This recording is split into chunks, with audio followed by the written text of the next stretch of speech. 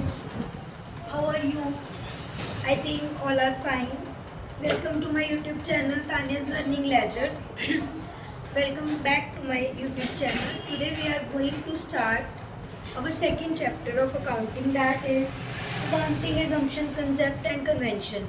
ठीक है बच्चे, पहले होता क्या है ये सब कुछ देखिए। हम कोई भी काम करते हैं, है ना, कोई भी किसी भी फील्ड में अगर हम चले जाएं, हर एक काम को करने का एक लीगल प्रोसीजर होता है, कुछ लॉज होते हैं, कुछ प्रिंसिपल्स होते हैं, कुछ रूल्स होते हैं जिसको हमें फॉलो करके वो काम करना पड़ता है।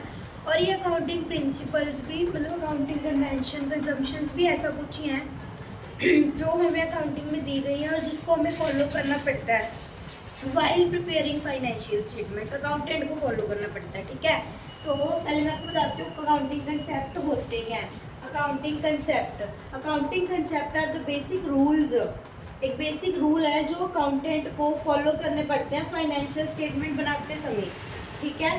These concept help in maintaining, ये किस चीज़ में हमारी हेल्प करते हैं, एक्यूरेसी को मेंटेन करने के लिए कि जो रियलिटी में है वही चीज़ रिकॉर्ड हो, ठीक है। कंसिस्टेंसी में हो कि कंसिस्टेंसी इन द सेंस कि सेम प्रोसीजर और सेम फॉर्मेट वगैरह उसमें लिए जाए, ठीक है। अकाउंटिंग रिकॉर्ड में सेम प्रोसीजर और फॉर्मेट, हम कहते हैं ना कि सेम वो हम रूल्स एंड रेगुलेशंस को फॉलो करें, ठीक है। तो सबसे पहले हमारे पास तीन एजम्पशंस आती हैं, गोइंग कंसर्न, कंसिस्टेंसी, एक्रूअल।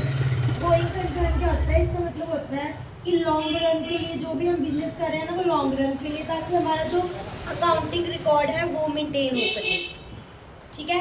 तो गोइंग कंसर्न का मतलब अगर हमने कोई बिजनेस कर लिया वो लॉन्ग रन के लिए किया, ऐसा नहीं है कि नियर फ्यूचर में हमने बंद कर दिया, क्योंकि उसमें हमें अपनी एसेट्स भी रिकॉर्ड करनी होती हैं, ठीक है। तो ऐसे नहीं है कि हमने 1 लाख की मशीनरी परचेज कर ली, ठीक है। हमको इसीलिए करते हैं ना, 1 लाख रुपये हम तभी लगाएंगे अगर हमने लॉन्ग रन के लिए काम करना होगा, नहीं तो हम फिक्स्ड एसेट क्यों ऐसे परचेज करेंगे इतनी महंगी, ठीक है। तो गोइंग कंसर्न में ये होता है। कंसिस्टेंसी में ये होता है कि हम सेम प्रोसीजर, सेम रूल्स, हर एक चीज़ हर ईयर में, हर अपने फाइनेंशियल ईयर में सेम फॉलो करें, ठीक है। ताकि हमें जो भी हमारा डाटा होता है कितने अलग अलग सालों का, जैसे 2015 का, 16 का, 17 का, अभी लेटेस्ट हमारा 23, 24, 25, 26 का, उनको आपस में कंपेयर करने में हेल्प मिले और यूनिफॉर्मिटी हो, ठीक है। ये हमारी यूनिफॉर्मिटी इंश्योर करता है, कंपेयबिलिटी हो, कंपेयर कर सकें अकाउंटिंग रिकॉर्ड को ओवर डिफरेंट अकाउंटिंग पीरियड अलग अलग। जैसे हम देखते हैं ना कि पिछले साल हमारा कितना प्रॉफिट था, इस बार कितना है, हमारा कितने % ऑफ प्रॉफिट इस बार बढ़ा है, हमें घाटा हुआ है कि हमें प्रॉफिट हुआ है कि हमें लॉस हुआ है, ठीक है। तो ऐसे उसके बाद हमारा आता है एक्रूअल एजम्पशन। एक्रूअल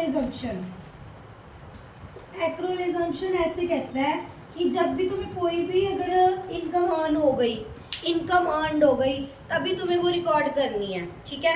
जब भी हमारा कोई खर्चा, एक्सपेंस इनकर हो गया तभी रिकॉर्ड करनी है। जैसे दिसंबर का आपका इलेक्ट्रिसिटी का बिल आया, ठीक है, लेकिन भरना तो आपने जनवरी में है, नहीं, हमें ये एक्रूअल एजम्पशन ये कहता है कि अगर तुम्हारा दिसंबर के इलेक्ट्रिसिटी का बिल है ना, रिकॉर्ड तो तुम उसको दिसंबर में ही करोगे, ठीक है, चाहे तुमने पे उसको दिसंबर में किया है। वैसे ही अगर तुम्हारी कोई इनकम मार्च में होगी और वो तुम्हें एक्चुअली में रिसीव हुई है, पैसे रिसीव हुए हैं अप्रैल में, नहीं, वो इनकम तुम्हारी मार्च में रिकॉर्ड की जाएगी, ना कि अप्रैल में चाहे वो हमें रिसीव हुई है, ठीक है। तो इससे क्या होता है, transaction are recorded when they happen, जब वो होती है, not when they are received और एक्सचेंज, तब नहीं जब वो हमें रिसीव होगी या एक्सचेंज हो गई, ठीक है। तो ये थे हमारे 3 एजम्पशंस, हमारे जो फंडामेंटल अकाउंटिंग के।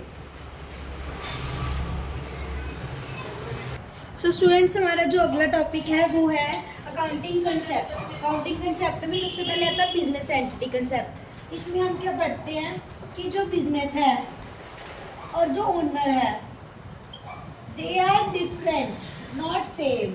जैसे ओनर 1 लाख रुपया कैपिटल लेके आया, कैपिटल क्या होती है, कैपिटल मेनली मैंने आपको वैसे टर्मिनोलॉजीज करवाई थी फर्स्ट वीडियो में, फिर भी मैं आपको साथ साथ में रिपीट करती जाऊंगी, अगर कोई रह जाएगी तो वो हमारी यहाँ पे क्लियर हो जाएगी।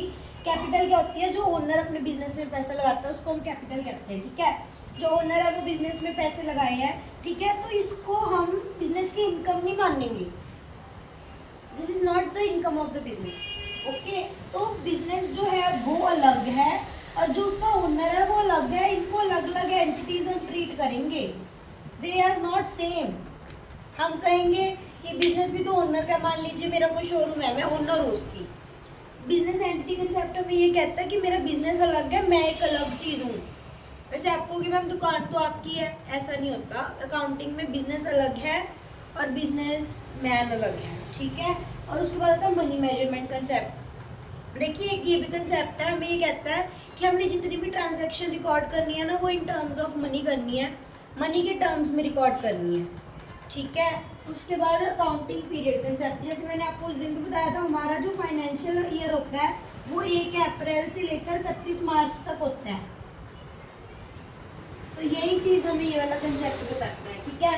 कॉस्ट कंसेप्ट कह रहे जब हमने किसी अपनी बुक्स में किसी भी एसेट की जो वैल्यू है वो लिखनी है, रिकॉर्ड करनी है, तो वो उसकी उसी वैल्यू पे करनी है जिस पे हमने उसको एक्वायर किया है। मैंने पीछे हमने किया था 1 लाख की हमने मशीनरी खरीदी है, तो 1 लाख की हमें बुक्स में वो दिखानी पड़ेगी। वैसे आपको पता है जैसे जैसे आगे पड़ेगा डेप्रिसिएशन लगेगा, उसकी वैल्यू कम हो जाएगी। डेप्रिसिएशन का मतलब होता है कि सावट आती है, उसकी वैल्यू कम होती है, ठीक है। लेकिन नहीं, हमें 1 लाख में ही उसको अपने पास रिकॉर्ड करके रखना पड़ेगा, क्योंकि हमने तो 1 लाख का खर्चा किया ना उसको लाने के लिए, ठीक है। ड्यूअल एस्पेक्ट, ड्यूअल एस्पेक्ट में क्या होता है, ड्यूअल एस्पेक्ट में क्या होता है कि एक अकाउंट अगर डेबिट हो रहा है, एक अकाउंट जो है वो डेबिट हो रहा है, तो कहीं ना कहीं दूसरा अकाउंट भी क्रेडिट हो रहा होगा। हमारा double entry system, double entry system की अगर हम कोई भी जर्नल एंट्री पास कर रहे हैं, अगर कोई भी एक अकाउंट अफेक्ट हो रहा है ना, तो कहीं ना कहीं दूसरा अकाउंट भी हो रहा होगा, ठीक है। जैसे मैं आपको बताती हूँ, हमारे पास ना एक अकाउंटिंग इक्वेशन होती है, asset minus liabilities is equal to capital, ठीक है। अगर कैपिटल बढ़ेगी एसेट बढ़ेगी, कैपिटल कम होगी एसेट भी कम होगी। अगर कैपिटल बढ़ रही है तो लायबिलिटी कम हो रही है। हमारी देनदारी होती है ना, हमने जो पैसे लोगों को देने हैं, लायबिलिटी बिजनेस में जो पैसे देने हैं, ठीक है। अगर तुम अपने बिजनेस में बहुत पैसा लगा रहे हो तो तुम्हारी देनदारी कम हो रही है। तो इनका आपस में इनवर्स रिलेशन है, ठीक है। इनका डायरेक्ट रिलेशन है। तो ना हमारा जो अकाउंटिंग है वो डबल एंट्री सिस्टम को लेके चलता है।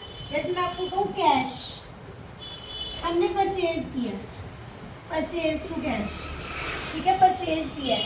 अगर तुमने परचेज की है, तुम्हारे खाते से तो कैश जा रहा है, जिससे तुमने किया उसके खाते में आ रहा है, तो 2 अकाउंट हो गए ना फैक्ट। इसीलिए इसको double entry, dual expected double entry system भी बोलते हैं। Revenue recognition concept.